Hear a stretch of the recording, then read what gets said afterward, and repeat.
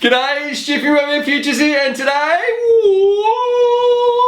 we're going to be reviewing this. So I can't even speak. I'm absolutely pumped to be able to review one of these. This is the Rotor X 122 Atom. I've been flying my friends around and I'm finally so excited to have my hands on my own frame, so we're going to chuck it on the bench, give it a bit of a review, look at some of the motors and the props that it can come with. So I'm absolutely stoked. So I don't want to waste any more time. Let's get down to reviewing this bad boy. Alright, let's go. Alright, so this is how it's going to come in this cool little packaging just here, and I don't know how old you are, but a bit of Astro Boy on something is always a welcome addition. So let's open it up and check what we get. Alright, so this is what we get once we've opened it up. We've got our, and we'll talk about these all in detail, so we've got our top plate, our awesome bottom plate, and then all the hardware, so the bolts and standoffs and screws and things like that. Rightio, so let's talk about the bottom part first, because that's probably the part everybody's excited about. So it's 122 millimeters from motor to motor, and on those motors it can take either the 1105 motors or also the 1306, so it's designed to take either one of those types of motors. Another great feature about this frame is it's got these holes just here, and that allows it to fit a full-size NAS or PDB and things like that inside this tiny little package, so it makes for a fantastic little quad. We've got some spaces too here for our battery straps and some slits across here in case you need to tie anything down or zip tie anything down. Alright, and the thickness of this bottom plate is 2.5 millimeters thick. So it is definitely a very strong little sturdy little guy, especially considering how light it's going to be. So it's going to be pretty difficult to break one of these. Another cool little feature just here is these two little holes here, and that's going to allow you to put in your XT30 connector and perfectly zip tie it down, making for a really clean, nice, sleek build. Alright, and if we weigh just the bottom plate just here, it's coming in at 18 grams. So a super strong and super light, awesome little package. Also a cool little sort of artistic design just here. You can actually see they've got Rotor X printed in here, so I really like that little addition to make it, just give it that little bit of extra flair, because it definitely is a special frame. Alright, now moving on to the top plate, this thing has been really well designed as well, and the first thing first I want to just point out is we have this awesome little space just here. Now what is that big cutout, Stu, you might be asking, for such a little quad? This is actually so you can tilt your FPV camera very, very far forwards. Now this might surprise you, but this thing, it might be tiny, but it is an absolute rocket. So these things are designed to run 3 and 4S. So that's why the camera on here can be mounted and sort of angled at such extreme angles, because this thing, despite its size, is a speed freak, absolutely speed demon. Now we've got some other things in here too. We've got some more Velcro cutouts just here, and as well as the standard 36 by 36 sort of mounting holes. It actually uses these holes to mount your NAS and stuff in a really clever way, where they can sort of mount in beside your standoff. So this is a really good sort of design feature, and I'll show you a close up of that. But it lets you mount your NAS directly in there as part of the actual frame.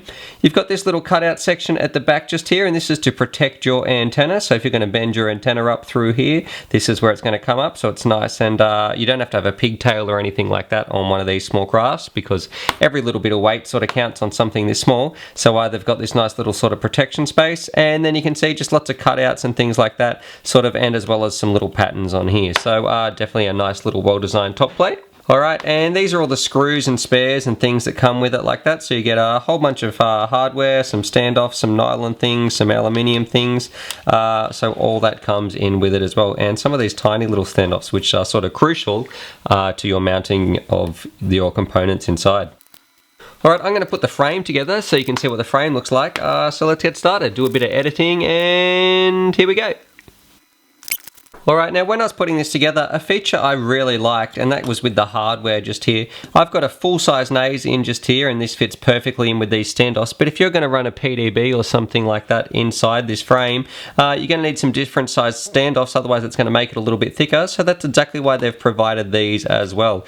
So no matter what you want to run in here, you're going to have enough options to sort of contribute and change things around, so everything will fit nice and flush. Alright, so the total weight just here, without the NAS 32 flight controller in here, is, it's coming in at 30 grams, so between 30 and 31 grams. So an absolutely killer little light frame, also extremely strong. Alright, so now let's talk about the motors. Now I have zoomed right in here, so I hope you can see it, because this thing is tiny. So just a comparison, this is a 2100 Racing Edition Cobra motor, and look at the size difference. It is absolutely minuscule. Alright, So this is the 1105 Gatling motor, and they come with some little bullet connectors on the end just here, but I think most of us, if we're building in this sort of tiny sort of frame, we're going to be cutting those off, so I don't think they need to come with those. But it feels very smooth to spin this little motor, and the crazy thing is these things can run 4S, so I can't wait to hook this thing up to 4S. Alright, and these little motors come in at about 6 grams each, and that's with the bullet connectors. So once we chop those off, I suspect they're going to get even lighter. And these cool motors actually come with a little set of screws just here. So some screws to mount them, and also some little tiny screws that go in the top, and they're a special way of mounting the props. So we'll talk about the props, and then we'll show you how they fit on the motors. Right, now these are the props that are specifically made for these Rotor X sort of motors, the 1105s, and they're only 30-20, so there's not too much pitch, but these things are absolutely tiny, so they need to be able to spin these quite well.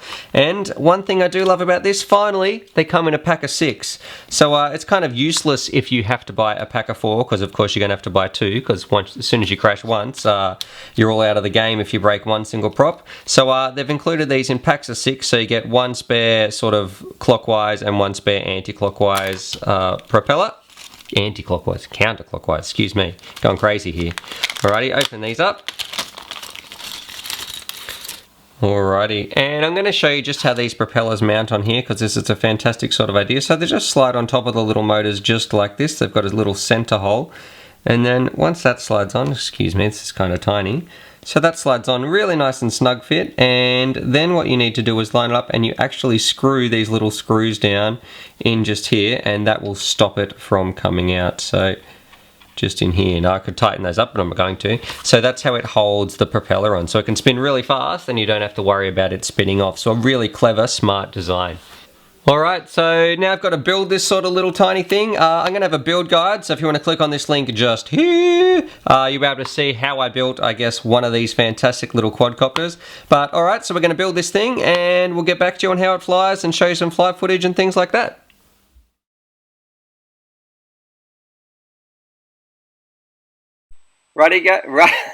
Rightio, here we go with some onboard flight footage, and this is my direct FPV feed, so no GoPro or anything like that, because I want to keep it as light as possible. The whole thing all up weighs less than 100 grams. And also I don't have the best reception or anything like that, because I wasn't going to use my ground station, because I want to keep this as portable as possible.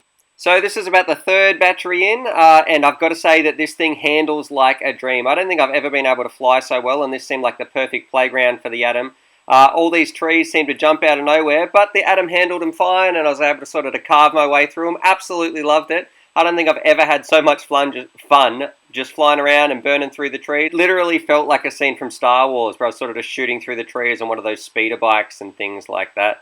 Now, it does have some serious speed as well, and I'll cut to a shot of that just here. So here's me just burning down the road, and for a little 3S tiny 122mm quad, it is an absolute rocket.